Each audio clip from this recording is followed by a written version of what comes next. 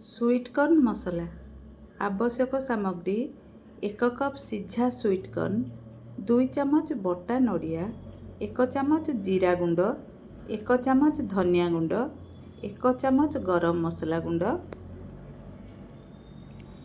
1 चमच tomato sauce 1 चमच chilli sauce 1 चमच अदा रसुण बटा अध चमच दालचीनी गुजराती गुंड अध चमच हलदी गुंड 2टी सरू सरू कटा पियाज 2टी तेजपत्र अल्प चीनी अल्प धनिया पत्र स्वाद अनुजाई लुण। प्रस्तुत प्रणाली पैन रे तेल गरम करी चीनी पकांतु।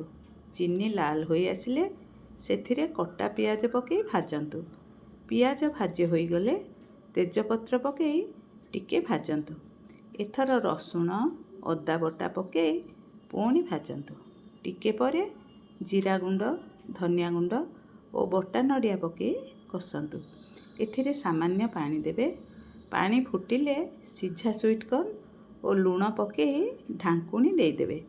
5 मिनिट परे ढांकुणी काढ़ी सेथिरे दालचीनी गुजराती गुंड गरम मसला गुंड टमाटो सॉस चिल्ली सॉस पकई गोलई दियंतु। एबे एहाको तळको ओल्हेई आणी धनिया पत्र पकई सजेई परसंतु।